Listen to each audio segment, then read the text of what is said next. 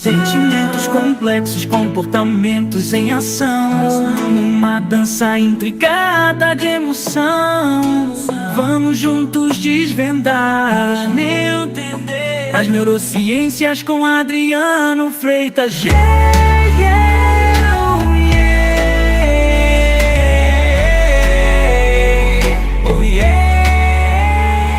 Você está ouvindo mais um episódio do podcast sobre neurociências, produzido em parceria com o Programa de Extensão Sustenta a Vida da Universidade Federal Fluminense. Eu sou o Adriano Freitas, pós-graduado em neuroaprendizagem, que é a neurociência aplicada à educação, especialista em neurociência clínica, neuropsicologia clínica. Neste episódio eu falo sobre a motivação. Na escola da vida, aprendemos a cada dia, todo dia educando a mente. Já ouviu todos os episódios? Ainda não? Chegou depois? Então eu te convido a se programar, ouvir mais de um episódio por semana, colocar os assuntos em dia. Tem muita informação bacana nesse podcast. E também te peço uma ajuda para manter o projeto vivo. Para isso, basta compartilhar o canal, os episódios de seu interesse nas suas redes sociais e indicar a seus amigos, colegas de trabalho, pois é a audiência e é o compartilhamento que nos garante a continuidade do projeto. Eu conto com você. E também convido a curtir nossas redes sociais, neurociência.af, no TikTok, Instagram e Facebook. Só no YouTube que é um pouquinho diferente, é neurociência-af. E aqueles que quiserem colaborar enviando temas, sugestões de assuntos para a gente tratar, dúvidas, críticas, elogios, pode fazer isso através do e-mail podcast@sustenta-vida.com ou mensagem de WhatsApp para o número 22 99 222 1003. Eu aguardo seu contato e conto com a sua ajuda.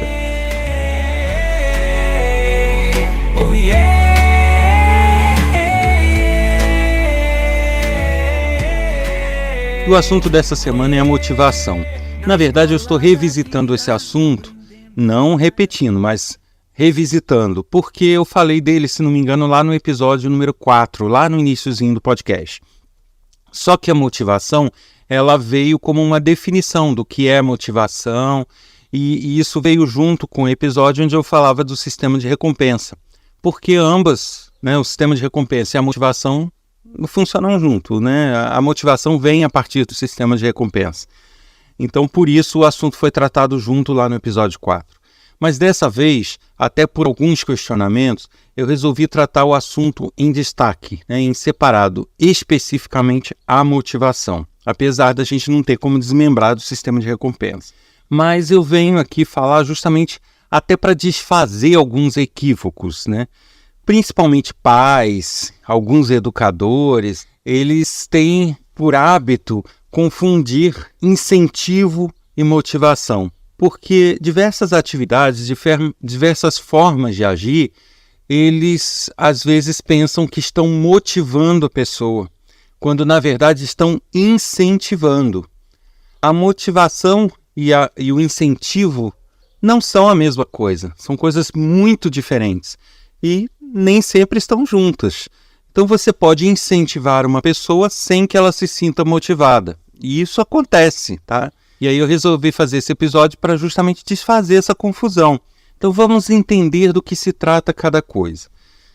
Eu vou só fazer uma observação aqui antes, que no episódio curto de podcast a gente não consegue ficar exemplificando, falando sobre todos os assuntos. Então, eu vou geralmente fazer o uso de exemplos, por exemplo, uma criança, escola, pais, mas não significa que os conceitos aqui só valem para aquela criança, só valem para a escola, só valem para educadores. Não, esses conceitos que vocês vão ouvir aqui, independente do exemplo que eu dê, eles vão servir para todas as pessoas em todas as ocasiões. É só você adequar o que eu estou falando ao seu caso.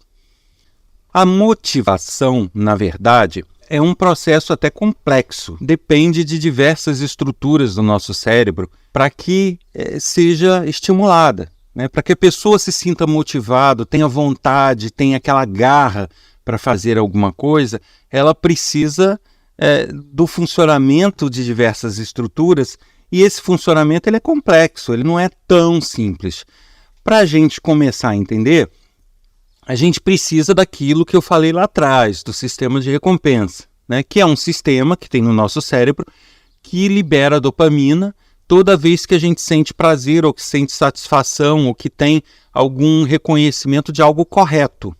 Então, se algo dá certo, se algo funciona, a gente tem a liberação de dopamina e o cérebro entende, através dessa dopamina, de que está certo, que está no caminho correto, que deu tudo certo.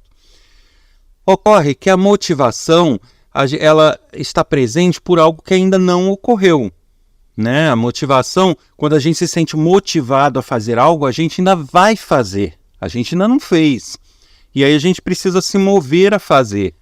Isso ocorre porque esse sistema de recompensa, de alguma forma, ele é estimulado a liberar a dopamina mesmo sem ter feito.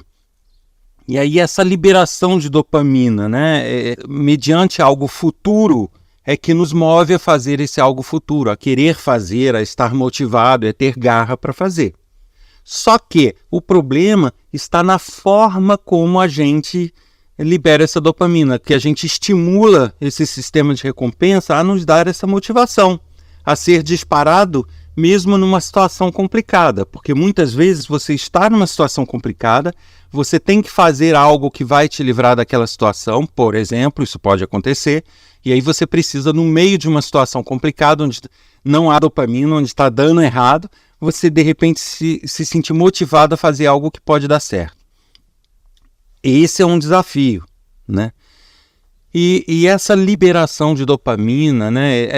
Essa motivação, ela vai ocorrer num primeiro momento quando o teu cérebro percebe que algo pode dar certo.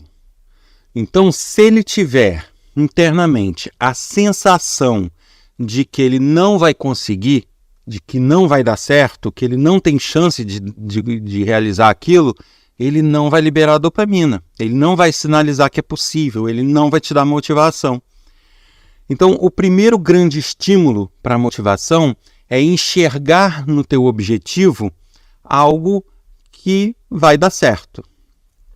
Então, esse é o primeiro ponto. Então, guardem essa informação. Uma outra coisa, as emoções, elas interferem nesse processo. Então, estruturas emocionais, como a amígdala e outras estruturas, elas têm uma conexão com esse sistema de recompensa também. Elas são geridas pelo córtex pré-frontal, muitas vezes, e daí elas disparam ou não a dopamina, elas auxiliam nessa motivação. Portanto, se a gente tem emoções que são as ditas emoções negativas, né? A gente está pessimista, a gente está triste, a gente está angustiado, a gente está melancólico. Em algumas pessoas, processos depressivos, a pessoa não vai ter motivação, né? Ele não vai gerar dopamina ou gerar satisfação em fazer algo se ele não está emocionalmente equilibrado, se ele não está emocionalmente bem. A pessoa não precisa estar super otimista, a pessoa não precisa estar super bem, a pessoa não precisa estar super alegre, confiante. Ela não precisa estar super nada, mas ela precisa estar ao menos equilibrada emocionalmente. Se a pessoa estiver desequilibrada emocionalmente ou num momento de baixa emocional, ela não vai conseguir esse disparo dessas substâncias, desses neurotransmissores, como a dopamina, para que ele tenha motivação. Então, a emoção é muito importante. Então, a gente já tem aí 2 elementos para vocês guardarem, né? Que é a chance de sucesso, saber que algo vai dar certo, e as emoções. Bom, uma terceira coisa que acaba estando ligada àquela primeira que a gente falou, que é a chance de algo dar certo. Essa terceira coisa é você ter um objetivo claro. Como que eu me sinto emocionalmente envolvido? Como que eu me sinto estimulado com a chance de dar certo se eu não sei o que é? Né? Se eu não sei aonde eu vou chegar. Então, quanto mais claro for o objetivo para mim, mais definido, maior possibilidade desse estímulo, maior possibilidade de motivação. Vou dar exemplos aqui, por exemplo, na escola. Tá? Se você chega para um aluno seu, um aluninho lá, uma criança, e fala, olha, nós vamos fazer uma atividade de colorir, e dá uma ilustração para todo mundo colorir, beleza, ela vai colorir. Porém, qual o objetivo com aquilo? Ficou claro para a criança o que vai ser feito com aquele desenho? Aí você me diz, mas a criança não está querendo saber disso, a criança não está nem aí para isso, você pediu para fazer, ele faz.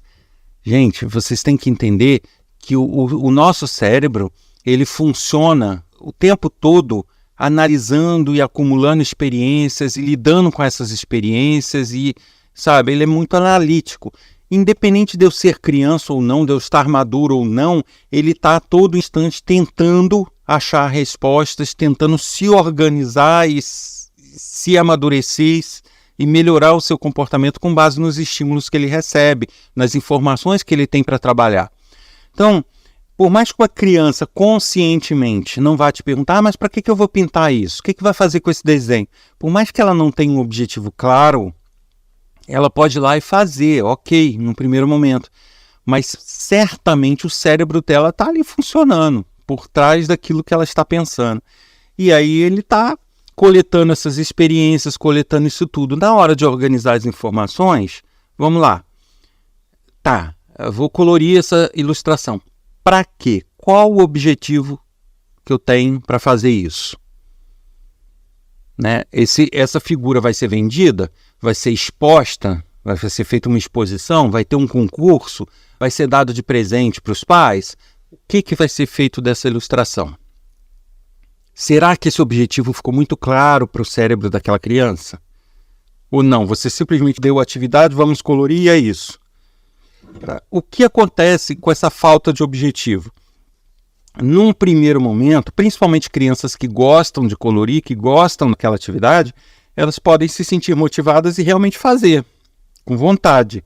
Só que isso é o tipo da coisa que não dura muito, justamente por essa falta, por essa interrogação que fica para o cérebro com os objetivos. Então você pode reparar que num primeiro momento aquela atividade pode surtir efeito, mas se você repetidamente faz aquela atividade e repetidamente o cérebro da criança não percebe um objetivo muito concreto, muito palpável daquilo, você acaba perdendo essa estimulação. Então, com o passar do tempo, você vai ver que cada vez menos aquela atividade estimula, cada vez menos aquilo motiva os alunos, porque eles não vão vendo o porquê daquilo. Eu estou dando um exemplo aqui com alunos, né, com pintura, mas isso serve para qualquer coisa. Se o teu cérebro, com o passar do tempo, não percebe um objetivo claro, não é desafiado por esse objetivo, ele certamente não vai gerar emoções, não vai gerar envolvimento emocional com aquilo, não vai gerar possibilidade de sucesso. Como que eu posso ter uma possibilidade de sucesso para algo que eu não sei o que é? Eu tendo sucesso nessa pintura, o que acontece? Qual o objetivo disso? Eu não tenho. Então, objetivos claros fazem parte desse mecanismo e auxiliam nessa motivação. Porém, que eu deixe claro que não basta ter o objetivo. Esse objetivo ele tem que ser desafiador ou interessante. Não adianta eu dar um objetivo, a gente vai colorir para colocar na parede. E aí? O que isso quer dizer? Nada.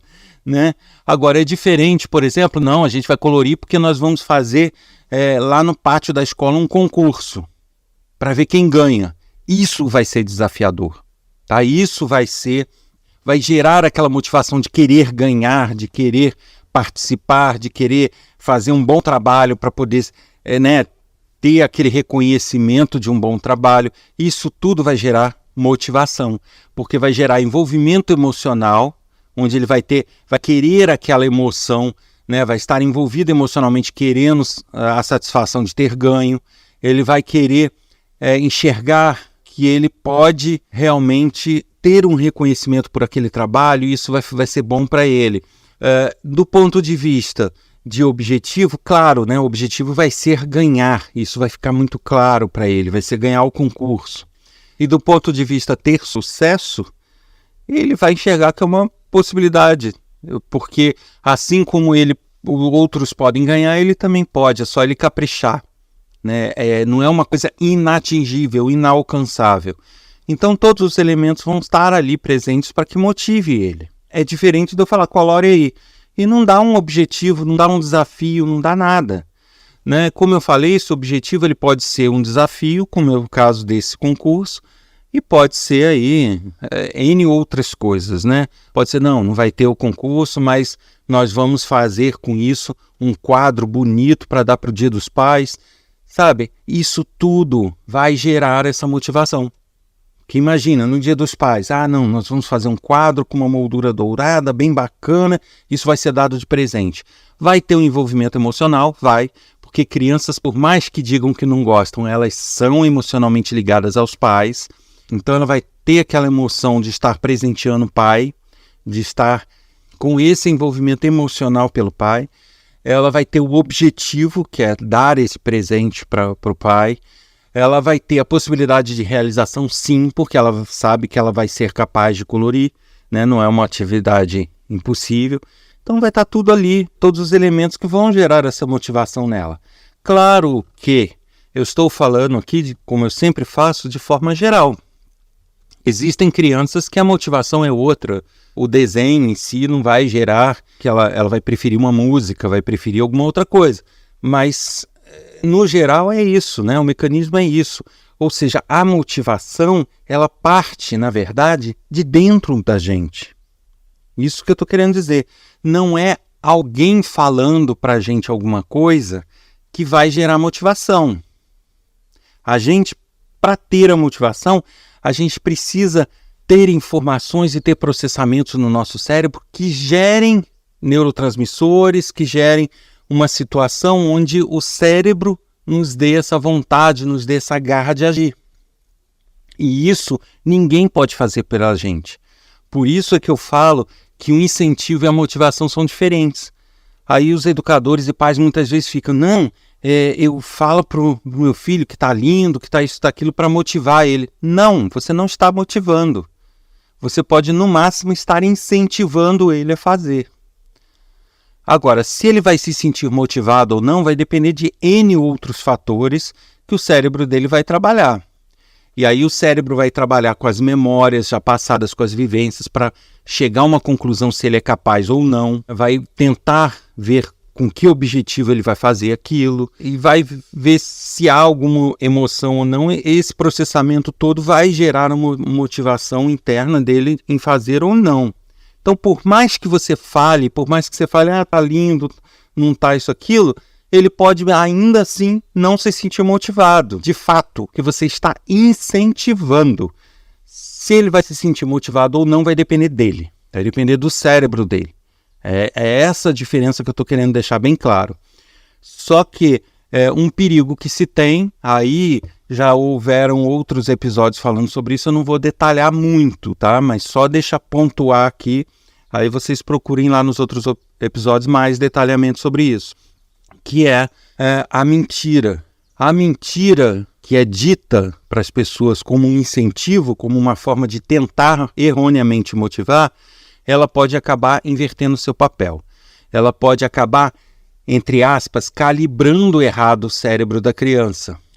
E aí, nesse sentido, por exemplo, o que eu quero dizer com essa mentira?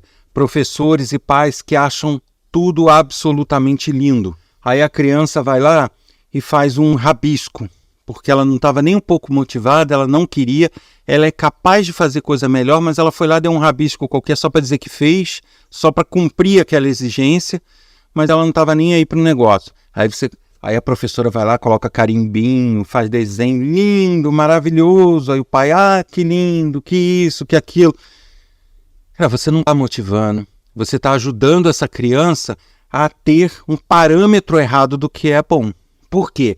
Se ela realmente é capaz de fazer melhor que aquilo, e ela sabe disso, que ela não saiba conscientemente, mas que o cérebro dela sabe, que ela pode se esforçar mais, pode ter um resultado melhor, mas ainda assim está todo mundo achando ótimo, o cérebro ele não gosta de ter trabalho à toa.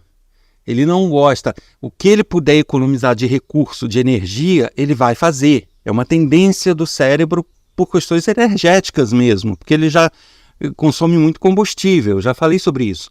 Então, você mentir, você vai fazer o cérebro agir da seguinte forma: bom, se essa porcaria que eu fiz aqui tá legal, tá todo mundo achando bom, pra que eu vou me abalar em fazer coisa melhor? Não tem porquê.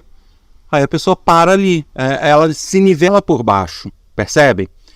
não significa que você tenha que a todo momento falar que não está bom ou que pode melhorar. Não é isso. Mas que você tenha que dizer que está bom quando realmente estiver bom. E dizer que pode melhorar quando realmente puder melhorar. Né? E isso a gente vai, com a convivência, sabendo, não, aquela criança é capaz de dar mais, é capaz de fazer mais, é capaz de melhorar. Então, eu não vou dizer que está ótimo, que está maravilhoso, que está lindo, que não precisa fazer mais nada. Eu vou dizer, olha, está legal, mas você é capaz de fazer melhor que isso. Você não deu o seu melhor. Percebem a diferença? Não é falar, tá uma porcaria e acabou. É dizer, não, você é capaz, você consegue fazer melhor. Então vamos tentar de novo. Você simplesmente dizer que tá lindo, o cérebro, então não preciso me esforçar não, faço qualquer rabisco lá que tá bom. E aí a criança cresce com hábitos de nunca estar no melhor dela, né? Ela não precisa. As pessoas acham bom o mediano dela, o ruim dela acham bom. Então esse não é um bom parâmetro, tá? Quem quiser mais detalhes sobre esse tipo de coisa, busque aí nos episódios, que certamente vai achar mais episódios falando sobre isso, sobre essa questão, né, da mentira, da avaliação, mas realmente é um fato, tá? Então, a gente tem um mecanismo que é complexo, que é o da motivação, mas a gente precisa saber lidar com ele. Para resumo da ópera aqui, a gente, para ter a motivação, a gente precisa ter envolvimento emocional, sempre que possível, ou seja, ter um objetivo ou ter algo prazeroso ou algo legal durante a caminhada, né, durante a realização e, se possível, também mediante o objetivo. A gente precisa ter objetivos claros e bem definidos, né? Por que eu preciso fazer isso? Tá, e se eu não fizer, o que eu ganho? O que eu ganho se eu fizer? Né? Isso tem que estar claro. E também enxergar a possibilidade de conseguir fazer. Né? Então, esses 3 elementos têm que estar presentes. Quanto mais presentes esses 3 elementos, maior vai ser a motivação. E quanto menor cada um desses elementos, pior vai ser a motivação. Então, a gente não é matemático, a gente tem uma escala em cada um desses elementos. Então, eu posso ter algo que tem muita motivação emocional, mas tem pouco objetivo definido. Talvez eu me motive por conta da emoção. Outra coisa, eu posso ter um objetivo muito claro que eu preciso alcançar, o que eu quero alcançar, mas não tenho tanto apego emocional. Eu também posso fazer pelo objetivo, pela possibilidade de sucesso. Então, isso tudo vai se dosando, né? Mas eu conseguir reunir esses 3 elementos vai ser o máximo. Então, se você é pai, educador, alguma coisa assim, lembre-se, você propor uma atividade para uma criança que está em desenvolvimento, da qual ela se emocione ao fazer, ela se sinta feliz, se sinta alegre, se sinta realizada e ela se sinta agradada em fazer aquilo, ótimo. Ela ter objetivos claros, melhor ainda. Você vai fazer esse desenhozinho aqui, nós vamos, nós vamos presentear a sua mãe, ou não, nós vamos fazer um concurso, ou não, eu vou fazer uma exposição lá na entrada, na sala, vou colocar lá para todo mundo que chegar em casa ver. Então, isso é um objetivo claro, que vai gerar o estímulo, né? E o outro é não propor coisas que ela não é capaz. Nós vamos chegar aqui e vamos construir uma casinha para o cachorro. Se você sabe que ali não vai sair uma casinha funcional, não vai sair uma casinha que o cachorro é capaz de ficar, não proponha essa atividade, proponha outra. Porque por mais que ela faça e ache naquele momento que vai dar certo, ou que vai funcionar, ou que ela vai conseguir, ou que a casinha vai ser utilizável, quando ela vê isso na prática não funcionando, isso vai gerar memórias e gerar experiências para que posteriormente em atividades similares ela não faça. Ela não se sinta estimulada porque outras atividades anteriores não deram certo, e ela viu. Então não proponha coisas impossíveis, não proponha coisas inalcançáveis. E eu acrescento aqui aquele que já não é propriamente da motivação, mas é da calibragem do nosso cérebro, não minta. Omita se for o caso, mas não minta. Não calibre o cérebro da criança de forma equivocada, né? Não fale que algo está lindo se para o nível dela, para o nível de desenvolvimento dela, ela é capaz de mais. Se você sabe que ela é capaz de fazer melhor, mas aquele dia ela estava meio preguiçosa, isso aquilo, não fale que está lindo. Fala que ela é capaz de fazer melhor que aquilo. Calibre o cérebro dela corretamente. Isso também é uma dica de ouro e que a gente deve considerar. E para fechar, deixando claro que eu falei aqui de crianças, né, e dei como exemplos escola, pais, mas esses conceitos de motivação nos acompanham a vida inteira. Então, não significa que só serve para a escola, para colorir, para a primeira infância, não. Significa que até eu, você, qualquer pessoa vai se sentir motivado quando houverem esses elementos aí. Né? Então, quanto mais desses elementos, mais motivação, quanto menos, menos motivação. O importante é a gente conseguir ter a consciência disso e não tentar nos motivar sem antes ter a certeza de fazer algo. Por exemplo, né? Então, se eu estou relutante, se eu acho que eu posso não ser capaz de fazer determinada coisa, então que tal antes ler sobre, assistir algum vídeo sobre, ver alguma instrução de como fazer, ter ideias novas, conversar com outras pessoas, para daí renovar minha bagagem de conhecimento sobre aquilo, para que eu enxergue novas possibilidades de sucesso. E isso vai ajudar a me motivar ainda mais.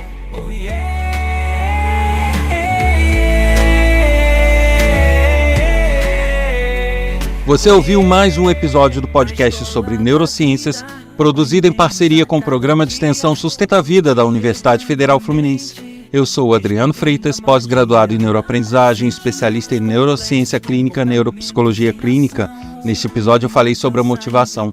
Quer sugerir um tema, falar algum assunto interessante, trocar informações, enviar dúvidas, críticas, elogios, sugestões? Escreva pra gente.